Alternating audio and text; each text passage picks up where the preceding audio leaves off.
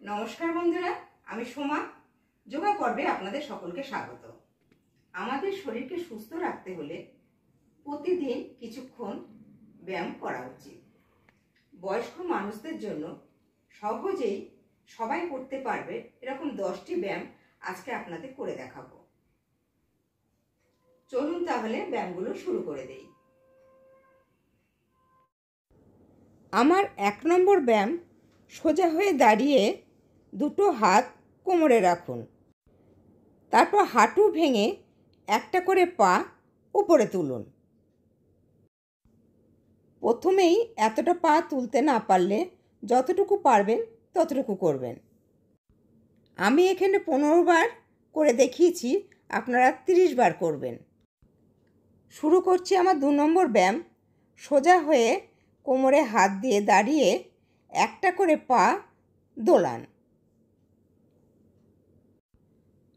যদি কোমরে হাত দিয়ে এইভাবে দোলাতে অসুবিধা হয় তাহলে কোনো সাপোর্ট নিয়ে নিন। হাতের সামনে যেটাই থাকবে, জানলা, দরজা বা সোফা, ধরে নিয়ে এটা করুন। আমি এক এক পায়ে 10 বার করে করেছি, আপনারা 15 করে 30 বার করবেন। আমার 3 নম্বর ব্যায়াম, সোজা হয়ে দাঁড়িয়ে দুহাত কোমরে রেখে পাটা 1 ফুট মতো ফাঁক করে দাঁড়ান। যতটা পারবেন মাথাটা সামনের দিকে ঝুঁকিয়ে দিন। কিছু সময় থেকে মাথাটা জায়গায় নিন। 5 সেকেন্ড হোল্ড করে যতটা সম্ভব মাথাটা পিছনের দিকে হেলিয়ে দিন। একটু সময় অপেক্ষা করে মাথাটা আবার জায়গায় আনুন। আমি এখানে 5 বার করে দেখিয়েছি। সম্ভব হলে আপনারা এটা 10 বার করে করবেন। যদি একসাথে এইভাবে করতে না পারেন, অল্প অল্প করে শুরু করুন। যতটুকু পারবেন ততটুকুই করবেন, পরে আস্তে আস্তে বাড়াবেন। আমার 4 নম্বর ব্যায়াম, শরীর মোচড় দেওয়া। দু পায়ের মাঝে 2.5 থেকে 3 ফুট ফাঁক রেখে দাঁড়ান। দুহাত দুপাশে মেলে দিন। কোমর থেকে শরীরের ওপরের অংশ যতটা সম্ভব ডান দিকে ঘোরান, পর মুহূর্তেই বিপরীত দিকে ঘোরান। এটা আপনারা 10 বার 20 বার করবেন। দুহাত দুদিকে সোজা থাকবে, যেন কাছাকাছি চলে না আসে। শ্বাস থাকবে স্বাভাবিক। শরীরের ওপরের অংশে খুব ভালো ব্যায়াম হয়। মেরুদণ্ড বেশ সুন্দরভাবে মোচড় খায়। স্নায়ুতন্ত্র সতেজ থাকে। স্পন্ডিলাইটিস হওয়ার সম্ভাবনাও কম থাকে এই ব্যায়ামটায়। আমার 5 নম্বর ব্যায়াম, দুহাত সামনে সোজা টানটানভাবে রাখুন। শ্বাস নিতে নিতে হাত দুটো দুপাশে মেলে যতটা সম্ভব পিছনের দিকে নিয়ে যান। পরক্ষণে শ্বাস ছাড়তে ছাড়তে দুহাত সামনে আনুন। এটা 15 বার করুন। খেয়াল রাখবেন হাত যেন নিচে নেমে না আসে। এই ব্যায়ামটা নিয়মিত অভ্যাস করলে সর্দি, কাশি, ঠান্ডা লাগার সম্ভাবনা কম থাকে। আমার 6 নম্বর ব্যায়াম, সোজা হয়ে দাঁড়িয়ে দুটো হাত ক্লকওয়াইজ এবং অ্যান্টি ক্লকওয়াইজে ঘোরাতে হবে। 6, 7, 8, 9, 10। এবার ঠিক উল্টোটা হবে।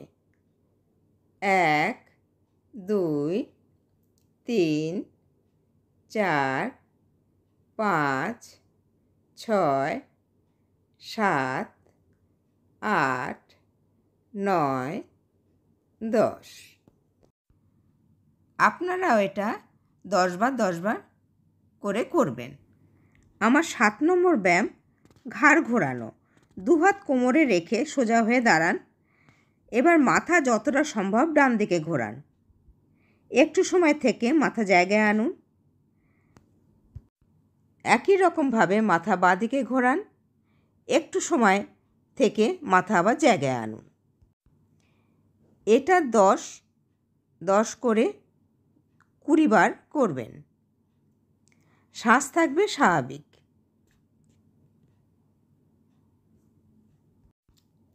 একই রকমভাবে কোমরে হাত দিয়ে মাথা এবার সামনের দিকে ঝুঁকিয়ে দিন। একটু সময় অপেক্ষা করে মাথা জায়গায় আনুন। তারপর আস্তে আস্তে পিছনের দিকে হেলিয়ে দিন। একটু সময় থেকে মাথা আবার জায়গায় আনুন। এটাও শ্বাস থাকবে স্বাভাবিক। 10 বার 20 বার করবেন। 9 নম্বর ব্যায়াম হলো পবনমুক্ত আসন। চিত হয়ে শুয়ে পড়ুন। ডান পা হাঁটুর কাছে ভেঙে 2 হাতের সাহায্যে বুকের ওপর চেপে ধরুন।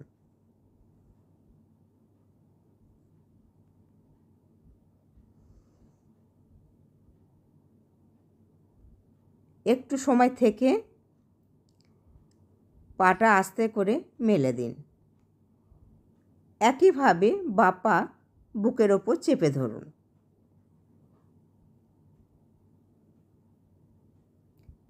একটু সময় থেকে পা জায়গায় আনুন। এবার দুটো পা একসাথে বুকের ওপর চেপে ধরুন।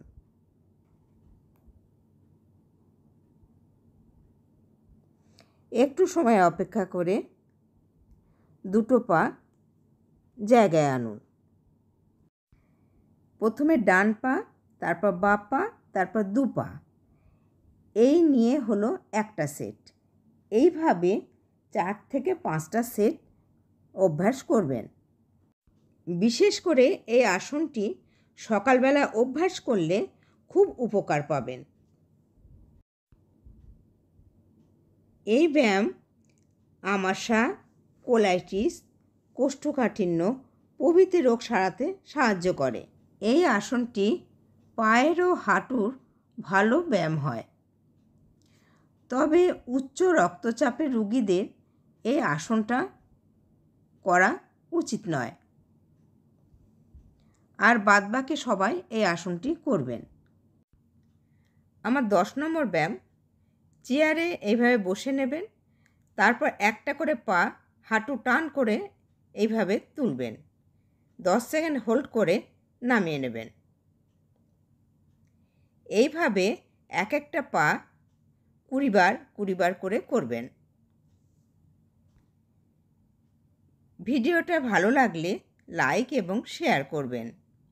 নতুন বন্ধু যারা আমার চ্যানেলটা এখনও সাবস্ক্রাইব করেননি তারা সাবস্ক্রাইব করে পাশে থাকা বেল আইকনটা একটু প্রেস করে দেবেন। তাহলে আমি যখন নতুন কোনো ভিডিও আপলোড করব আপনাদের কাছে নোটিফিকেশান পৌঁছে যাবে। এই ব্যায়ামটা চেয়ারে বসে বা বিছানায় বসেও করতে পারেন, তবে পিছনে হাত দিয়ে সাপোর্ট দিয়ে নেবেন। এই 10টি ব্যায়াম সকাল বিকেল অভ্যাস করলে খুব উপকার পাবেন। আজ এই পর্যন্তই। আবার দেখা হবে নতুন ভিডিওর সাথে। সকলেই ভালো থাকবেন। ধন্যবাদ।